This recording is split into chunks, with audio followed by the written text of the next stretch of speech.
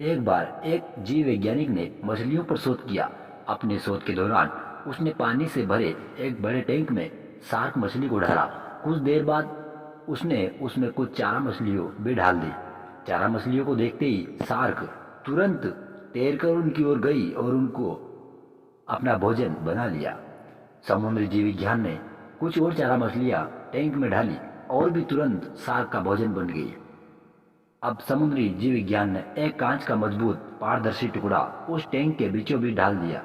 अब टैंक दो भागों में बंट चुका था। एक भाग में शार्क थी, दूसरे भाग में कुछ और चारा मछलियां डाल दी। विभाजक पारदर्शी कांच से शार्क चारा मछलियों को देख सकती थी। चारा मछलियों के देख शार्क फिर से उन पर हमला करने के लिए उसकी ओर तैरती हुई, लेकिन कांच के विभाजक टुकड़े से टकरा कर रह गई। उसने फिर से कोशिश की, लेकिन कांच के टुकड़े के कारण वह चारा मछलियों तक नहीं पहुंच सकी। शार्क ने दर्जनों बार कोशिश की चारा मछलियों पर हमला करने की, लेकिन बीच में कांच का टुकड़ा आ जाने के कारण वह असफल रही। कई दिनों तक शार्क उन कांच के विभाजक के पार जाने का प्रयास करती रही, लेकिन सफल न हो सकी।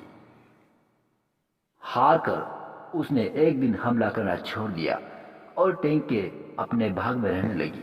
कुछ दिनों बाद समुद्री जीव विज्ञान ने टैंक से वह कांच का विभाजक हटा दिया, लेकिन शार्क ने कभी उन चारा मछलियों पर हमला नहीं किया, क्योंकि एक काल्पनिक विभाजक उसके दिमाग में बस चुका था और उसने सोच लिया था कि अब वह उसे पार नहीं कर सकती। मित्रों, जीवन में असफलता का सामना करते करते कई बार हम अंदर से बिल्कुल टूट जाते हैं और हार मान लेते हैं। हम सोच लेते हैं कि अब चाहे कितनी भी कोशिश कर ले, लेकिन हमें सफलता कभी नहीं मिल सकती है, और उसके बाद हम कभी प्रयास करते ही नहीं, जबकि सफलता प्राप्ति के लिए अनवरत प्रयास आवश्यक है। परिस्थितियां बदलती है, समय बदलता है। हो सकता है आपका आखिरी प्रयास ही आपकी सफलता की सीढ़ी हो।